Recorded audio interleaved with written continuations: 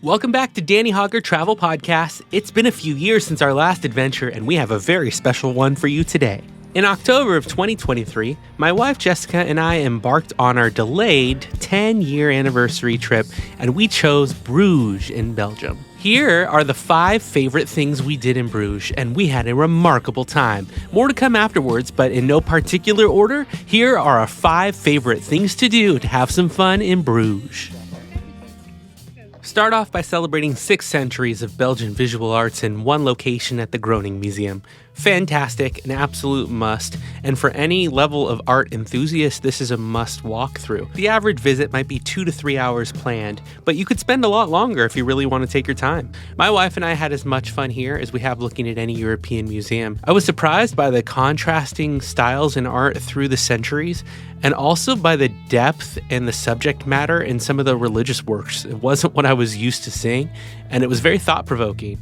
One of the most unique parts of the Groeninge Museum is how close you get to the pieces themselves. You don't feel roped off or very distant from the pieces and can really explore in depth and detail up close the fine work of these tremendous artists. Really cool stuff here. I enjoyed each room. There are a lot of exhibits here.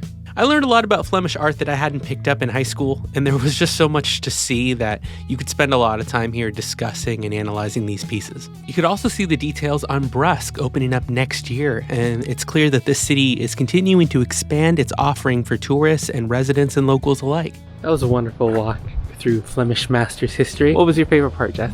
Seeing all the details.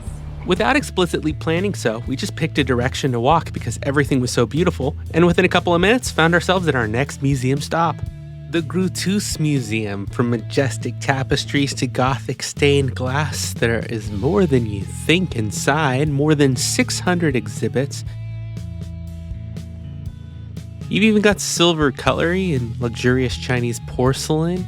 The building itself would be a museum in many countries. There is a lot to see. I loved the old books and looking and reading about different periods of time, trying to put myself in the mindset of a different era in this city's Burgundian heyday. This is a great museum for getting yourself into the mindset of the past and seeing how coins were minted, getting a sense of the wealth that came through trade and the prosperity of being close to the sea and to the cities. I love looking at the old books and the calligraphy that was there. There's plenty, I think, for everyone's different interests. I think 2 hours would be a good amount of time to spend here, but you could easily spend more reading through the descriptions and just finding out more about what happened in this wonderful city hundreds of years ago.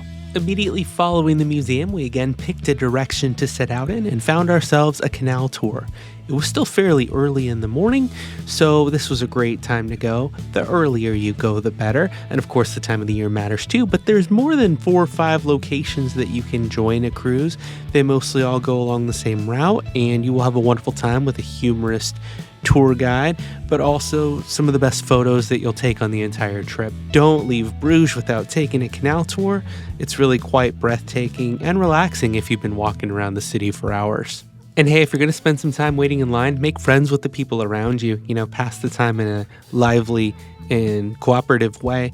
We met a lovely couple from South Carolina and then 2 really nice guys from Scotland. Had wonderful conversations. Time flew by, and we enjoyed getting in touch with some new friends. The oldest church in town. It dates from the 11th century.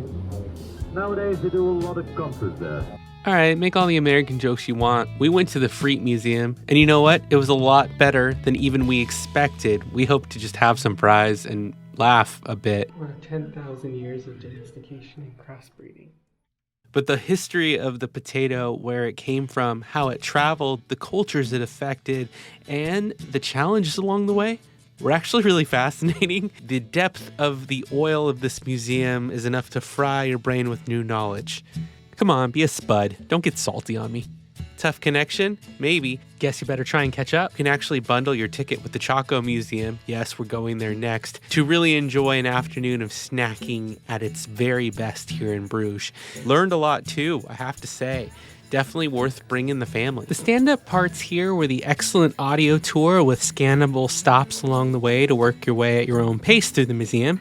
Watching chocolate being made right in front of you and being able to sample some, a room where you could sample as much chocolate as you like from 4 different samples, and of course, the gift shop. You're not going to leave empty-handed. You're not going to want to, all right? So take your sweet time. Got me. Sweet time. Man, good stuff. I was hoping to get a nice shot of the sample chocolate here, but look at the defensive stance of my wife. Fantastic. 10-year anniversary, but this is her chocolate. Got it? Hers. Love you, Jess.